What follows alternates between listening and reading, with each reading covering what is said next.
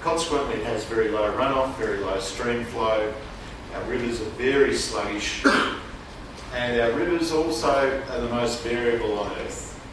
Now, this data actually doesn't take into account the recent drought,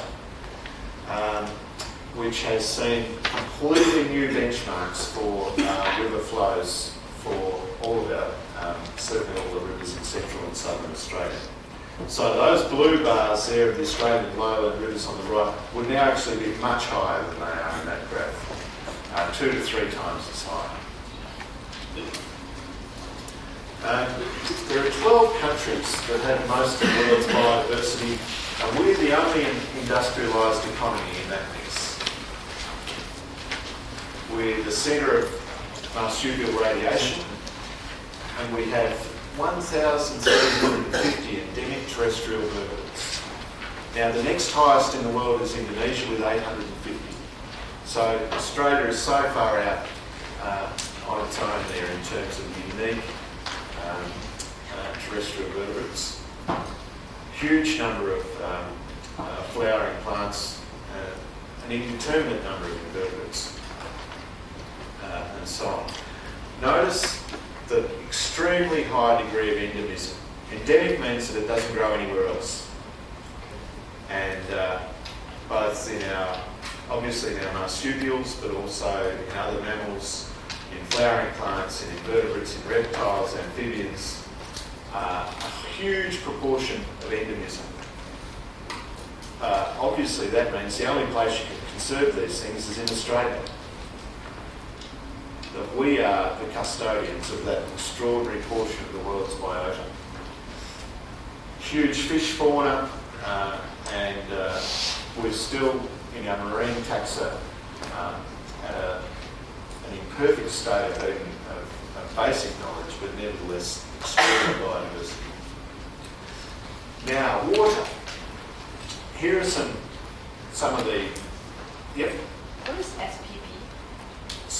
SPP, that's a short term for species, sorry.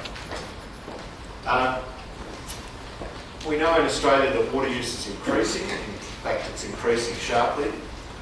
Water supply is decreasing and actually becoming less reliable. And clearly, that is not a sustainable situation. The community wants governments to fix it, but there are some fundamental realities there. Can anyone think of any other commodity that you can have delivered to your doorstep with a high degree of quality assurance, extraordinary degree of processing and filtering and so on, that costs less than $1 per tonne coming out of your taps? That's what is the situation for the vast majority of urban consumers in Australia. If you're a really high water user in some areas, it can get up to $1.50 per tonne. So it weighs a kilogram per litre, and it's incredibly cheap. But anything that has that fundamental physics of weighing a kilogram per litre means that it's very expensive to move around, both in dollars and in energy terms. It means it's even more difficult to move it uphill or squeeze it through pipes or nozzles. And so that's the fundamental physics of why energy, climate and water issues are converging. Because moving water around in society has a big energy cost. And the supply of water is constrained by climate, and is going to be further constrained by climate. Here's a classic graph. This is the inflow to Perth's storages from 1911 on the left-hand side, the x-axis, and it only goes up to 2005. 2006 was even worse. We need to change the scale of the graph so that you can see the bar for 2006. Basically, it would be a dot on the right-hand side of the graph. The green line is the average inflow from 1911 to 1974. You'll notice that that long-term average has not been reached in a single year since 1974. So can you imagine 34 years now we've gone without actually hitting the average. So there's no debate about whether there's climate change happening in southwest Western Australia. this debate is over. Anyone who can stand up and say, well, I'm not too sure, the science is contested, yada, yada, yada. This is unequivocal. Ask any statistician whether it's likely that you would go 34 years in a row without hitting the average, and they would just giggle. Yeah. At the start, like when data started being collected in 1911, it's similar. It's similar at the start to what it is now. Well, it's 4 years there.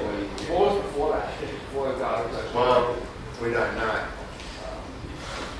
But yeah, you're quite right. In a geological time, there may have been long, extended dry periods in the past.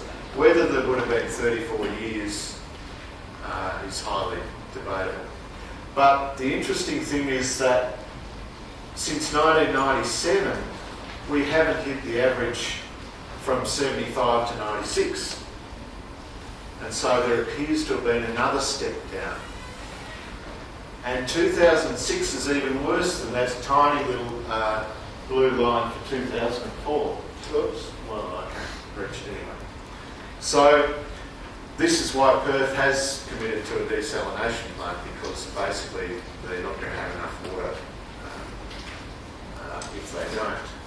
But it suggests there's something very serious happening.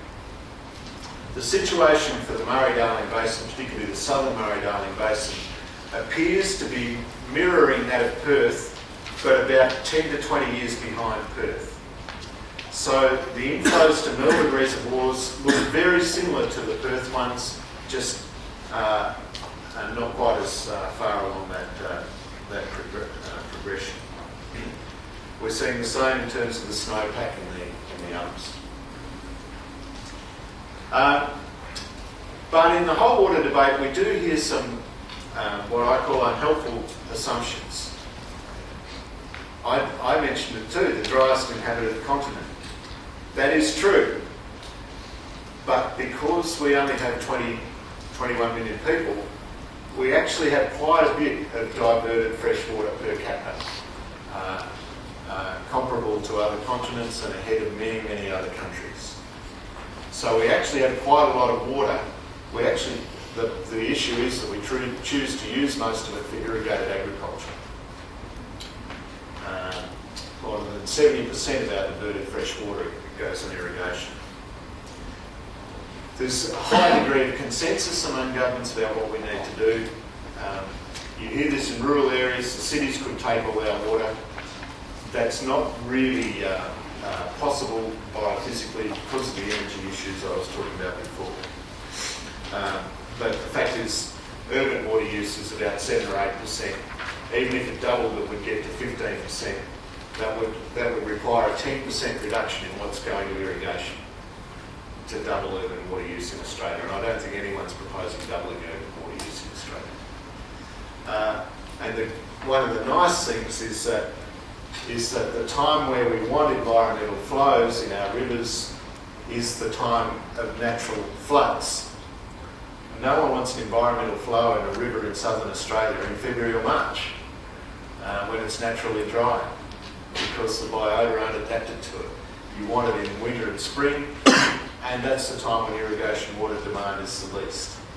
So we have a nice asynchronous requirement between irrigation and the environment, and usually environmental flows are not at the expense of irrigators. But the single biggest disturbance on the Australian landscape by far is farming systems. Farming systems and farming practices are by far the biggest ecological disturbance on the Australian landscape. Grazing, clearing, cultivating, irrigating, these are the big, the introduction of new crops and pastures and animals, clover-moved animals in particular. These have been the big ecological impacts on the Australian landscape. What that means is that they are our biggest ecological lever for restoring landscapes. So that's a two-sided coin. But if you look at our current farming systems, they're leaky.